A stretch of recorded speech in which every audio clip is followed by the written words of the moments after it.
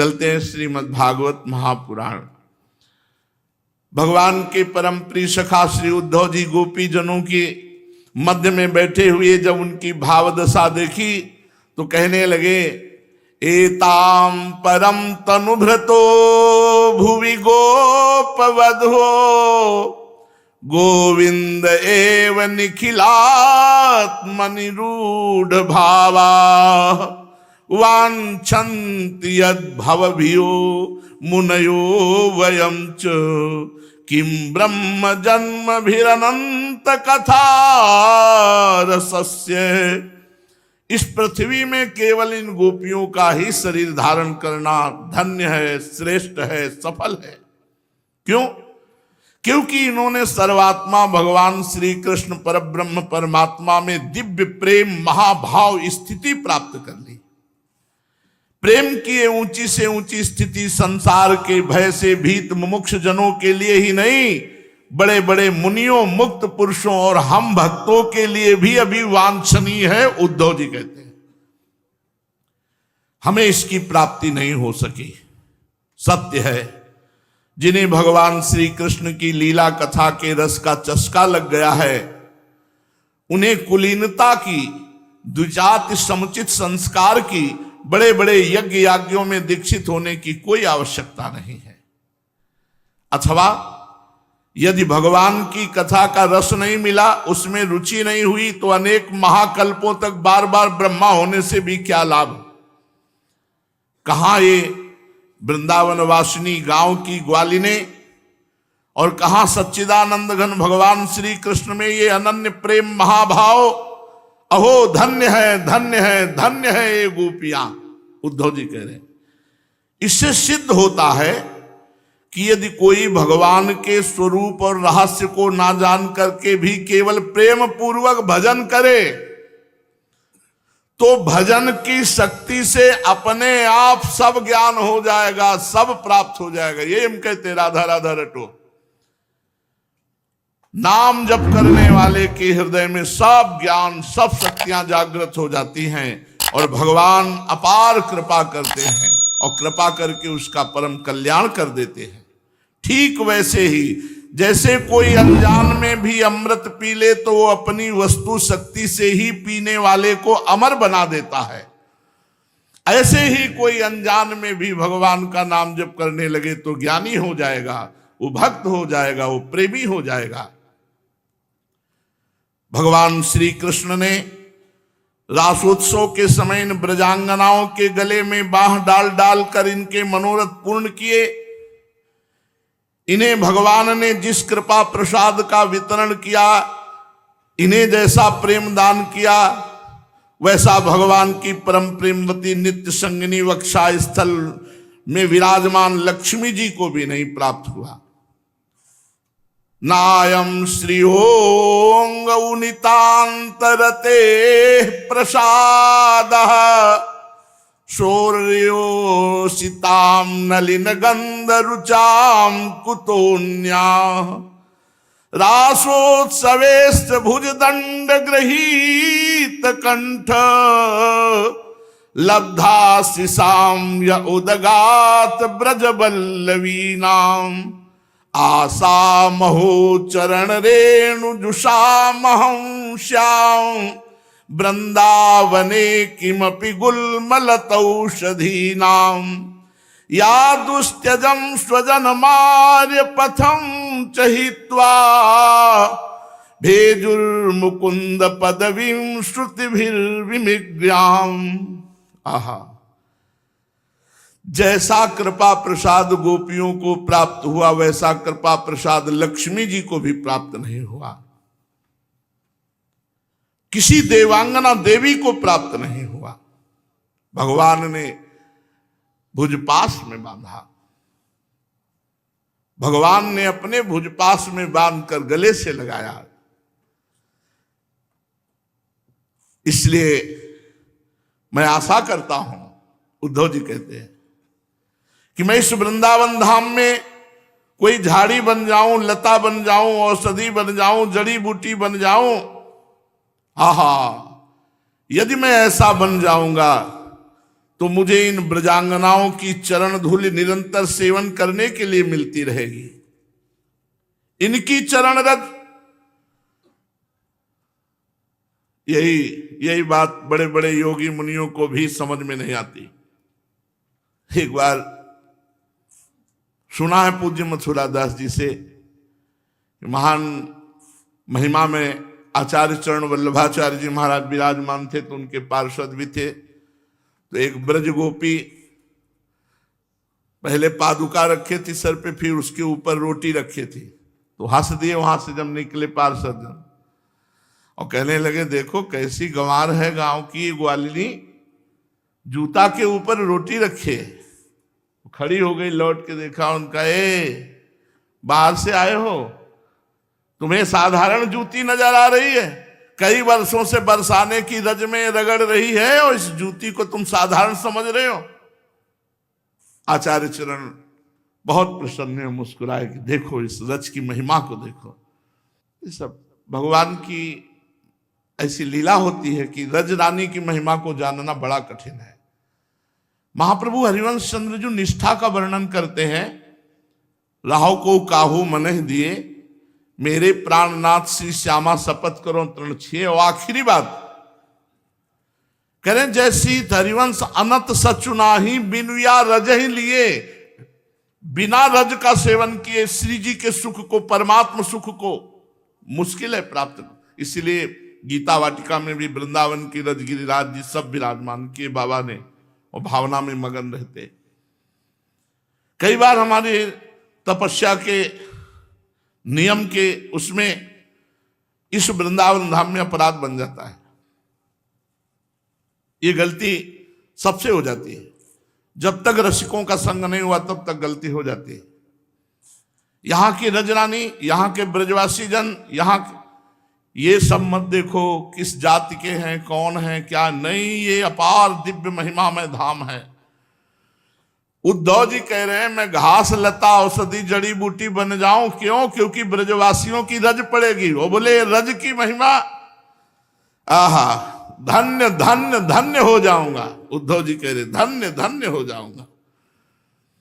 धन्य है ये गोपियां, देखो तो सही, जिनको छोड़ना अत्यंत कठिन है। उन स्वजन संबंधी लोकवेद की आर्य मर्यादा का परित्याग करके इन्होंने भगवान की पदवी, तन्मयता, परम प्रेम प्राप्त कर लिया। औरों की तो बात क्या, भगवद वाणी, भगवान की श्वासें, समस्त श्रुतियां, उपनिषद भी अब तक भगवान के प्रेम स्वरूप को ढूंढ ही रहे हैं, पा नहीं पाए।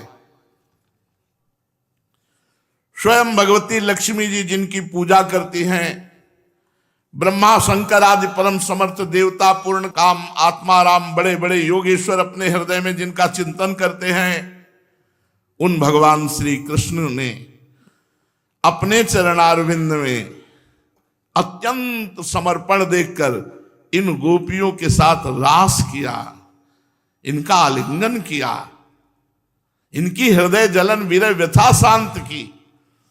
नंद बाबा के ब्रज में रहने वाली गोपांगनाओं की चरण धूलि को मैं बार बार प्रणाम करता हूं। उद्धव जी, वंदे नंद ब्रज स्त्रीणाम पादरेणुम भीक्षण सहा। ये महिमा नहीं जानी जा सकती, ये नहीं जानी जा सकती। यासाम हरि कथोद्गीतम पुनाति भुवनत्रयम, पूरे त्रिभुवन को पावन करने की सामर्थ्य वृंदावन रजरानी में है।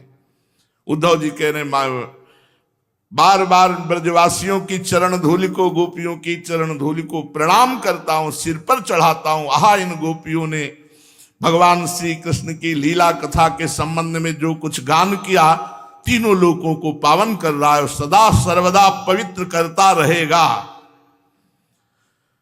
श्री सुखदेव जी कहते हैं, परीक्षित, इस प्रकार कई महीनों तक ब्रज में रहकर उद्धव जी ने अब मथुरा जाने के लिए गोपियों से, नंद बाबा और यशोदा मैया से आज्ञा प्राप्त की। ग्वाल बालों से विदा लेकर वहां से प्रेम में डूबे हुए अशुभ प्रवाह करते हुए रथ पर सवार होकर चले। जब उनका रथ ब्रज से बाहर जाने के लिए तैयार हुआ तो नंद बाबा गोपगढ़ बहुत सी भेंट दे करके आंखों में आंसू भरकर उनको बड़े प्रेम से कहा, उद्धव जी अब हम यही चाहते हैं कि हमारे मन की एक एक वृत्ति, एक एक संकल्प श्री कृष्ण के चरण कमलों के ही आश्रित रहे, उन्हीं की सेवा के लिए उठे, उन्हीं में लगी रहे, हमारी वाणी नित्य निरंतर उनके नामों का उच्चारण करती रहे और शरीर उन्हीं को प्रणाम करता रहे, उन्हीं की आज्ञा पालन और सेवा में लगा रहे। मनसो वृत्तयो नः स्यु कृष्ण पादाम्बुजाश्रया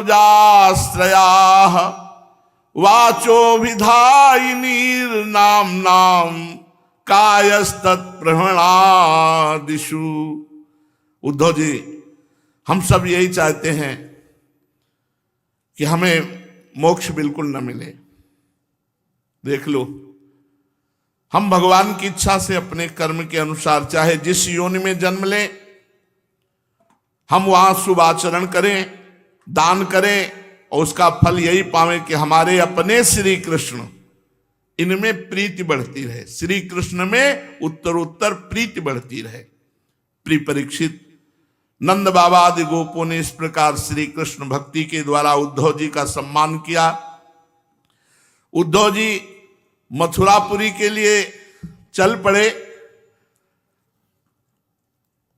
ऐसे सोचत श्याम जहां राजत तहायो परिक्रमा दंडवत प्रेम सो हेत जनायो।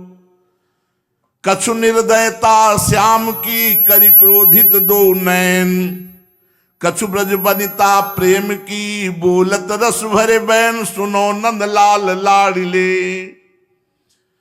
उद्धव जी के आंसू चल रहे हैं। आए मथुरा से काहे को थे? आंसू बंद करवाने भगवान के, और लौट कैसे रहे? आंसुओं में भीले हुए।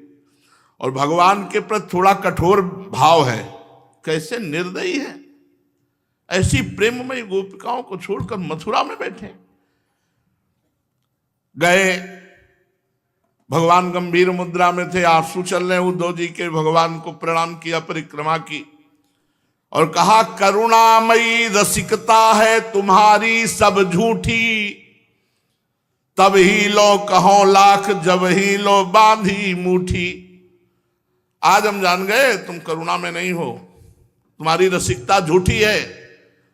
जब तक मूठी बंधी रहे तभी तक रहता है कि कितने लाख है, और जब खुल गई तो पता चल गया कुछ नहीं।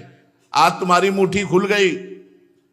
कहां प्रेम में तड़प रही गोपियां और कहां तुम निष्ठुर होकर यहां मथुरा में बैठे हो। तुम्हारी करुणामयता, तुम्हारी रसिकता सब झूठी।